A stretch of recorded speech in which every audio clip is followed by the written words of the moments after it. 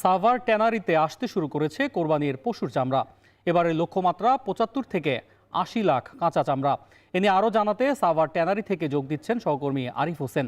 আরিফ, জানাবেন এখন পর্যন্ত কি পরিমাণ চামড়া এসেছে আর সার্বিক ব্যবস্থাপনা কেমন দেখছেন?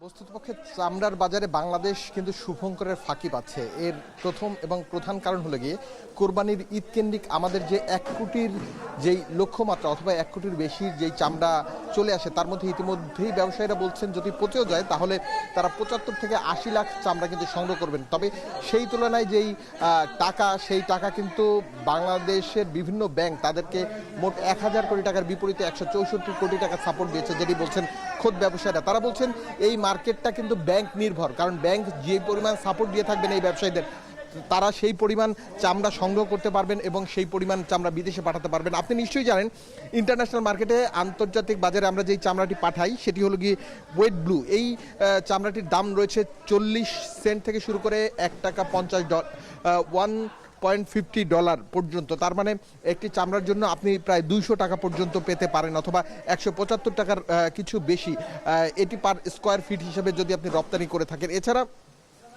আমাদের দেশে ক্রাস্ট লেদার, যেটিও বিদেশে এক্সপোর্ট হয়।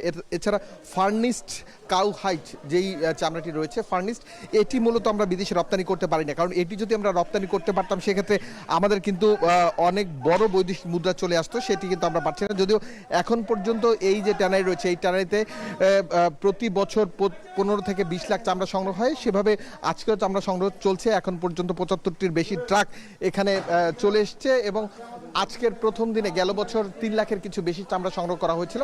সেই লক্ষ্যমাত্রা নিয়ে এখানে যারা ট্যানারির ব্যবসায়ী রয়েছেন তারা কাজ করছেন এবং তারা বলছেন যে ৩ লক্ষ চামড়া প্রথম দিনে সংগ্রহ না হলেও তার কাছাকাছি সংগ্রহ হবে ২.৫ থেকে ২ লাখ, এবং প্রথম সপ্তাহের পর থেকে ঢাকার বাইরে থেকে যেই চামড়া রয়েছে সেগুলো সংগ্রহ করা শুরু করবেন তারা।